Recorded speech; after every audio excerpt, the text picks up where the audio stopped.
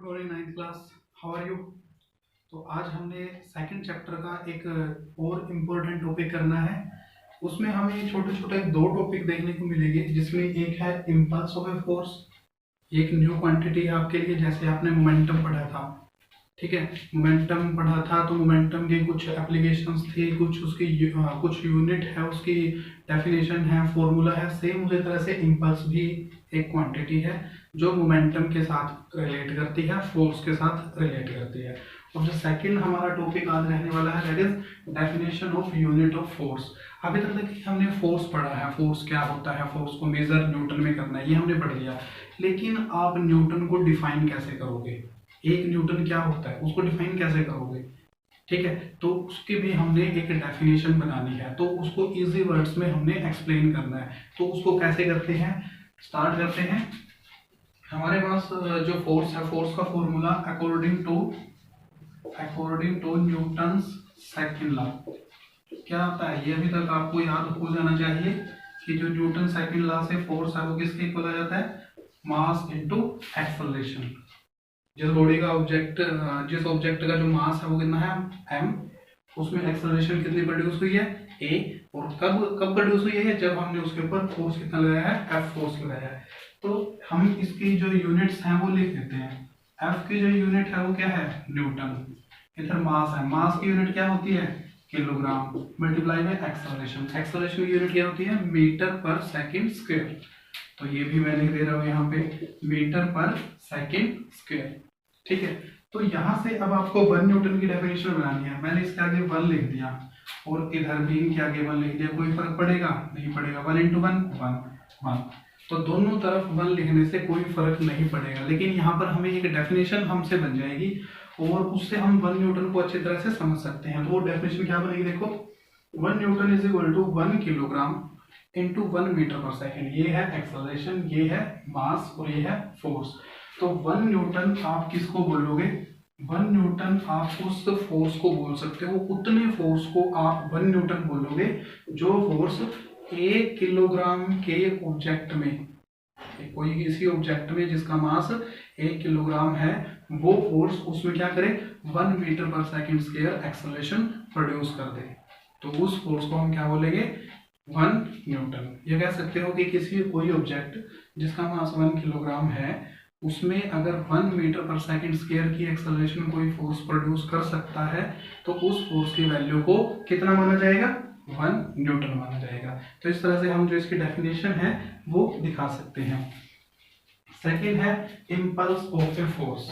Impulse क्या होता है, देखिए अभी तक हमने क्या किया है, हमने फोर्स पढ़ा है, किसी बॉडी के ऊपर फोर्स लगाया, कम लगाया, ज़्यादा लगाया, फोर्स लगाने से इसका मोमेंटम चेंज हो गया, इसकी वेलोसिटी चेंज हो गई, इसमें एक्सेलरेशन प्रोड्यूस हो गई। सेकंड लॉ तक हमने ये सारी चीज़ें पढ़ ली हैं। लेकिन अब हमने थोड़ा सा इसको मॉडिफाई करना है कि हमने फोर्स जो लगाया है वो कितने टाइम तक लगाया है। ये भी तो बात देखेंगे कि कितने टाइम तक फोर्स लगा, कब हटा लिया, कब हटा लगाया, कब हटाया।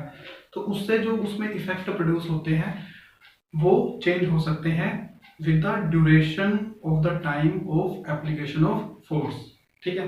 तो यहाँ पर इम्पल्स में हमने फोर्स के साथ टाइम की भी बात करनी है। देखिए एक वर्ड आता है इम्पल्सिव फोर्स।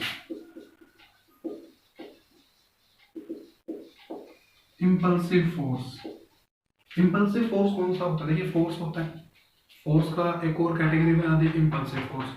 तो इम्पल्सिव फोर्स कौन सा होगा, जो फोर्स किसी ऑब्जेक्ट के ऊपर शॉर्ट टाइम के लिए लगे, बहुत थोड़े टाइम के लिए लगे, लेकिन उसके अंदर बहुत ज़्यादा मोमेंटम में चेंज कर दे। आपने पढ़ा है कि फोर्स लगाने से मोमेंटम चेंज होता है। तो इम्पल्सिव फोर्स कौन सा होगा, जो थोड़े से टाइम तक किसी बॉडी के ऊपर लगा, बहुत शॉर्ट टाइम तक, लेकिन उसने उसके मोमेंटम में चेंज बहुत ज़्यादा कर दिया। तो उसको हम कौन सा फोर्स बोलेंगे, इम्पल्सिव फोर्स बोलेंगे। ये डेफिनेशन आप इसकी लिख सकते हो, नहीं तो ये आपको नोट्स में प्रोवाइड करवा दी जाएगी। इस वीडियो के साथ जो नोट्स मिलेंगे उसमें आपको ये प्रॉपर नोट्स इनके मिल जाएंगे, ठीक है। तो ये हो गया हमारे पास इम्पल्सिव फोर्स। अब इम्पल्स को आगे देखते हैं, इम्पल्स को हमने मेजर कैसे करना है, क्या चीज होती है जो इम्पल्स होता है। तो इम्पल्स को बोला जाता है कि कोई फोर्स लगाया गया मल्टीप्लाई बाय कितने टाइम तक लगाया गया। इन दोनों का अगर हम प्रोडक्ट कर दें, किस किस का, फोर्स का और टाइम का, तो वो क्या बन जाएगा, इम्पल्स बन जाएगा। फॉर एग्जांपल कोई आप क्रिकेट खेलते हो, तो क्रिकेट में क्या होता है, बॉल आती है, बॉल से जो बैट्समैन होता है वो बैट से हिट करता है बॉल को। तो यहाँ पर देखना, जो बॉल आ रही थी वो इधर आ रही थी, यानी कि उसका मोमेंटम इस तरफ था, बैट से हिट किया। अब बैट और बॉल के बीच में जो कॉन्टैक्ट हुआ वो कितने देर तक हुआ है, वो 1 सेकंड के भी 10वें हिस्से से भी कम टाइम तक हुआ है, यानी कि बहुत थोड़े टाइम तक हुआ है। लेकिन बॉल जो है वो बहुत स्पीड से वापस हो जाती है, यानी कि मोमेंटम पहले इधर था, पूरा का पूरा चेंज करके अपोजिट साइड में बना दिया, तो मोमेंटम चेंज कर दिया। और कब हुआ ये, बहुत थोड़े से टाइम में हुआ, क्योंकि बहुत थोड़े से टाइम तक ही तो फोर्स लगा उसके ऊपर। ऐसा थोड़ी ना अभी बॉल को बैट के साथ चिपका के रखा फिर उधर धकेल दिया, ऐसा तो नहीं हुआ ना। तो इस तरह का जो फोर्स है जो बैट ने बॉल के ऊपर लगाया है, that is impulsive force. Impulse जो है वो इसको किससे रिप्रेजेंट किया जाता है, आई से रिप्रेजेंट किया जाता है। किससे रिप्रेजेंट करेंगे, आई से रिप्रेजेंट करेंगे इम्पल्सिव फोर्स को। तो इम्पल्सिव फोर्स का फॉर्मूला क्या होता है, फोर्स इनटू टाइम। सपोज कोई ऑब्जेक्ट है, ये मैंने यहां पर एक ऑब्जेक्ट बना दिया, ठीक है। जब टाइम 0 है, मास इसका कितना है m, वेलोसिटी कितनी है u, सारी चीजें हम लिख देते हैं, ठीक है, ताकि आपको थोड़ी सिमिलरिटी लगे। तो इसके ऊपर जो फोर्स लगाया वो कितना लगा, F फोर्स लगाया, ठीक है। स्टार्टिंग में जो इसका मोमेंटम है वो कितना है, pi है। जब फोर्स लगा दिया कुछ टाइम तक हमने F फोर्स लगाया इसके ऊपर, कितने टाइम तक लगाया, यहाँ पर टाइम कितना हो गया t, यहाँ से लेके यहाँ तक फोर्स लगाया इसके ऊपर, तो इसकी जो वेलोसिटी है वो चेंज होगी, और चेंज होकर कितनी हो गई v, मास चेंज होगा नहीं। तो आपको पता है मोमेंटम का फॉर्मूला क्या होता है, मास इनटू वेलोसिटी। वेलोसिटी तो चेंज हुई है, मास चेंज नहीं हुआ, तो इसलिए मोमेंटम भी चेंज होगा। यहाँ पर आपने पी आई लिखा है, तो यहाँ पर क्या लिखोगे, पी एफ। पी एफ का मतलब फाइनल मोमेंटम, फाइनल स्टेज में जो मोमेंटम हो गया, और पी आई का मतलब जो इनिशियल स्टेज पर मोमेंटम है, ठीक है।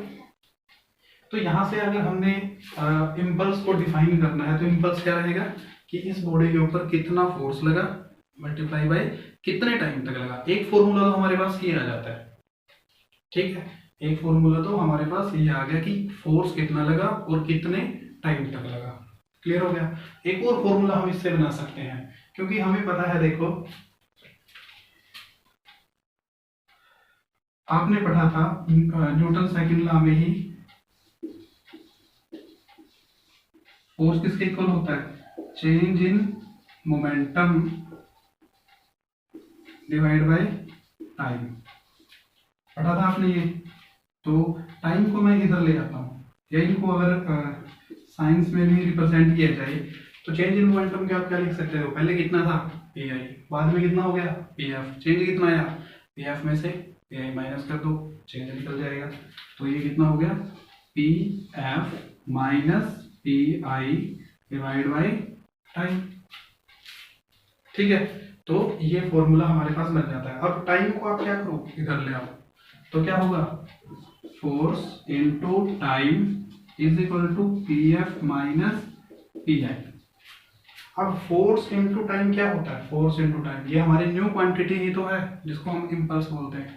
तो फोर्स इनटू टाइम को हम क्या लिख सकते हैं, इम्पल्स। यहाँ पर भी फोर्स इनटू टाइम आया, तो फोर्स इनटू टाइम को क्या लिख देता हूँ मैं यहाँ पर भी, इम्पल्स। तो ये हो गया इम्पल्स, ये किसके इक्वल हो गया, पी एफ माइनस पी आई। तो यहाँ पर हमारे पास दूसरा फॉर्मूला एक और बन जाता है। पी एफ क्या है, final momentum, minus P I, P I क्या है, इनिशियल मोमेंटम। तो पी एफ में से पी आई माइनस कर देते हैं, फाइनल मोमेंटम में से इनिशियल मोमेंटम माइनस कर देते हैं, तो क्या बचता है, चेंज इन मोमेंटम। तो आई को क्या लिखा जा सकता है, आई को क्या लिखा जा सकता है, चेंज इन मोमेंटम। एक इस तरह से भी आप इसको लिख सकते हो, ठीक है। यानी कि ये इसका फॉर्मूला बन गया, चेंज इन मोमेंटम के भी इक्वल रहेगा ये, और किसके इक्वल रहेगा, फोर्स इनटू टाइम के भी इक्वल रहेगा, ठीक है। इसकी यूनिट्स भी देख लेते हैं अभी। आई की यूनिट किस में मेजर करेंगे इसको, अब आई की यूनिट जो है वो किस में आएगी, एक तो इसका फॉर्मूला देखो, फॉर्मूला क्या है इसका, फोर्स इनटू टाइम। फोर्स की यूनिट क्या होती है, न्यूटन, और टाइम की यूनिट क्या होती है, सेकंड। तो I is equal to newton second, ठीक है। तो इस ये बन गई किसकी unit, unit of impulse, unit of impulse. ठीक है, तो ये बन जाएगी यूनिट ऑफ इम्पल्स। इम्पल्स को अगर मेजर करना है तो वो किसमें मेजर करेंगे, न्यूटन सेकंड में। जैसे मास किलोग्राम में मेजर होता है, टाइम सेकंड्स में मेजर होता है, लेंथ मीटर में मेजर होती है, तो इसी तरह से जो इम्पल्स है वो किसमें मेजर होगा, न्यूटन सेकंड में मेजर होगा। ठीक है, अगर इसको डिफाइन करना हो तो 1 यूनिट जो इम्पल्स है वो कितने इम्पल्स को बोलेंगे। देखो 1 न्यूटन अगर किसी बॉडी के ऊपर फोर्स लगाया गया और कितने टाइम तक लगाया गया, 1 सेकेंड तक। 1 सेकेंड तक फोर्स अप्लाई किया, कितना, 1 Newton. then the impulse acting on the body is said to be 1 unit impulse। ठीक है, क्योंकि इसकी यूनिट का कोई प्रॉपर नाम नहीं है। क्लियर है, जैसे फोर्स की यूनिट न्यूटन होती है, तो इसकी यूनिट का प्रॉपर कोई नाम नहीं है, इसको कंबाइन करके न्यूटन सेकंड ही लिखा जाएगा। क्लियर हो गया। तो इस तरह से आप इन क्वांटिटीज को डिफाइन कर सकते हो और इनकी यूनिट्स को भी मेजर कर सकते हो।